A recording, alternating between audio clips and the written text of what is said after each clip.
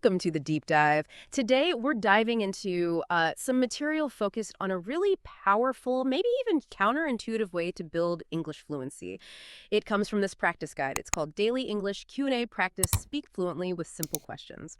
And our mission for you listening in isn't just, reviewing a book. It's really about extracting how mastering super simple questions and answers can actually be a shortcut to feeling more confident, more informed in English, without getting totally buried in information. It's like dissecting a strategy for getting fluent faster.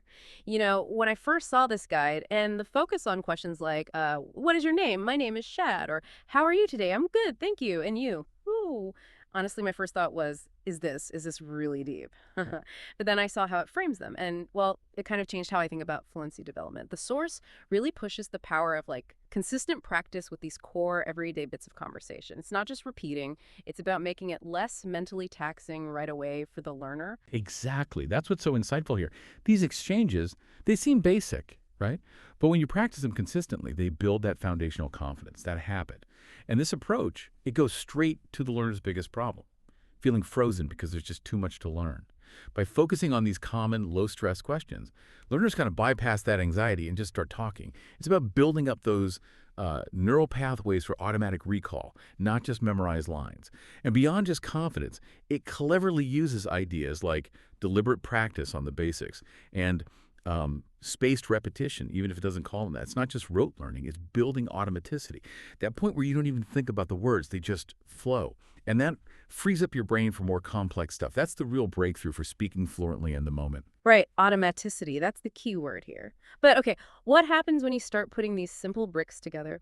Because the guide doesn't just stop with single questions and answers. It shows us a bit of that with its mini conversation practice. There are these two people, Ria and Shed, and it's kind of amazing how fast these basic pieces become a real, simple, but real exchange. Like, hi, what's your name? My name is Shed. What about you? I'm Ria. Where are you from? I'm from Deccan. Nice. Are you learning English? Yes, every day.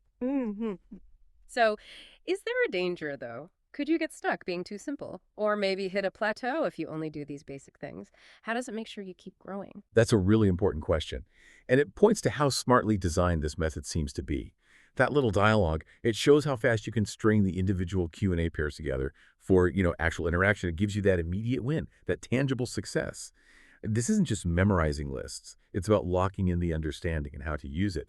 It shows that even these small steps are real progress. They lead to that aha moment. And the guide sort of implies these are the foundation, the starting blocks. Then once you've got that core confidence, that automaticity with the simple stuff, then you can start adding layers. Add adjectives, give longer answers, share opinions, describe things in more detail. The aha isn't the finish line, it's the launch pad. Because you've proved to yourself, hey, I can communicate. Think about how we learned our first language, right? It wasn't grammar drills. It was constant, simple back and forth. This method is kind of mimicking that natural way we learn. So, bottom line, what does this all mean for you, the listener? Well, the core message, and it's captured perfectly in the guide's motivational tip of the day, is actually super empowering. It says, if you can answer small questions in English, you are already learning to speak fluently. Just don't stop, keep practicing. It's such a simple truth, isn't it? But one we often make way too complicated. Mm-hmm. And that brings up a big question for you. How often do we just ignore the huge impact of being consistent with the basics? True fluency, really in any skill, it isn't usually about knowing everything. It's more about confidently using what you know, even the simple stuff, using it to communicate effectively. It's about making those fundamentals completely second nature, so your brain's free to handle the harder parts. Yeah, absolutely. So here's something to think about. For your own exploration, what other everyday situations, maybe in your life or at work, not just language, could be broken down like this into these simple confidence-boosting Q&A patterns? How could you maybe apply this small questions, big fluencies idea to places where you feel a bit overwhelmed? Maybe mastering a new skill for your job, or even just getting ready for your next challenging meeting. Where else might you be overcomplicating things when actually this kind of small questions approach could be the real shortcut to getting good at it?